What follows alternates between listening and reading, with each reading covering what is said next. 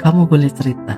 Hari ini saya ingin berbagi tentang bagaimana cara kita berkomunikasi agar benar-benar didengarkan.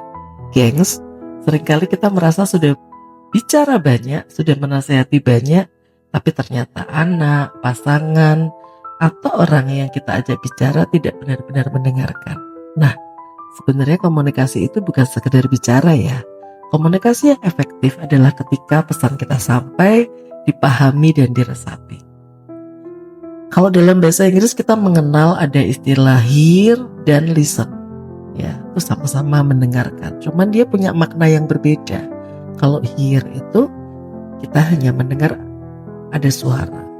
Ada orang ngobrol sama kita, ada orang ngomong sama kita. Kita tahu kalimat dia gitu ya. Kita tahu juga apa yang dia omongkan.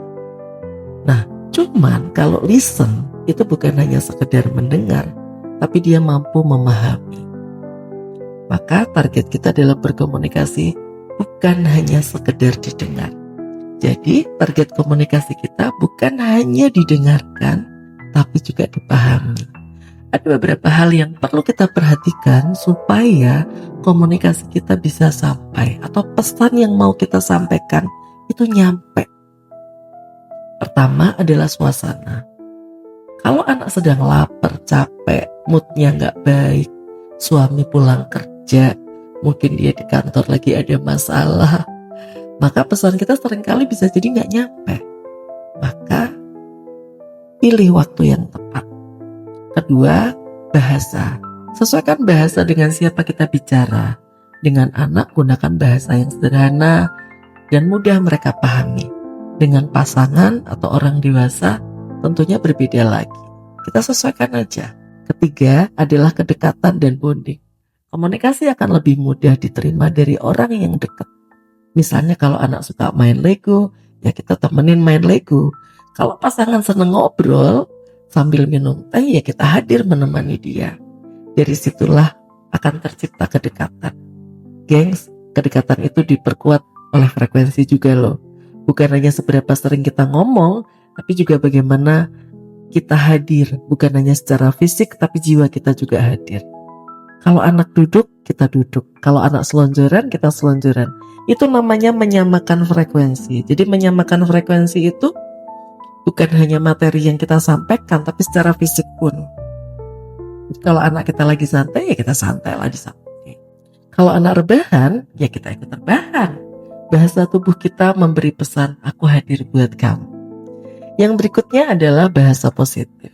Bahasa positif itu bukan berarti kita tidak boleh bilang jangan, gak boleh bilang tidak. Tapi maksudnya adalah bahasa yang memberdayakan, yang mendukung, yang memotivasi. Hindari kalimat-kalimat yang menjatuhkan, kemudian kalimat yang menghakimi. Contoh ketika anak berkata, "Ma, nilai aku jelek." Kalau kita jawab, ya wajar aja lah, kamu kebanyakan main HP. Itu terasa menghakimi. Maka bisa jadi dia akan berhenti untuk ngobrol, dia urung untuk terbuka lagi atau curhat lagi. Tapi kalau kita balik dengan pertanyaan, gimana perasaan kamu dengan nilai kamu sekarang? Kemudian apa yang kamu harapkan? Kira-kira nilai yang seperti apa yang kamu harapkan? Nilai berapa yang kamu pengenin? Kemudian dari situ misalnya dia nyebut angkanya. Kira-kira apa ya nak yang bisa diperbaiki? Nah, ini semua tanpa kita sadari kalimat-kalimat yang saya sampaikan ini sebenarnya kalimat menasehati, tapi kita puter POV-nya dari sudut pandang anak. Jadi biar dia yang menyampaikan. Kita hanya cukup menggali dan menstimulasi lewat pertanyaan-pertanyaan. Walaupun kita sebenarnya sudah tahu jawabannya kan, tapi jangan langsung dikasih tahu. Biar dia yang jawab. Karena akan ada proses berpikir di situ. Proses berpikir itu dekat dengan motivasi internal, kesadaran. Orang akan menyadari sesuatu, ya, menyadari akan perbuatannya salah atau akan memperbaiki. Itu salah satunya ketika dia berpikir, apakah perbuatanku, perilakuku ini memberikan dampak buruk atau memberikan manfaat. Nah, di situ juga anak akan lebih terbuka. Dari pertanyaan itu sebenarnya kita sedang menuntun dia untuk menemukan jawabannya sendiri. Jadi gengs, komunikasi itu bukan soal banyaknya kata-kata yang keluar ya. Komunikasi itu adalah tentang bagaimana lawan bicara merasa nyaman, merasa dihargai, sehingga mereka benar-benar mendengarkan.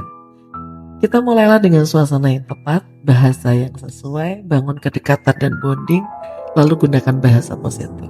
Insya Allah bukan hanya pesan kita yang tersampaikan, tapi juga hati yang semakin connect, terhubung.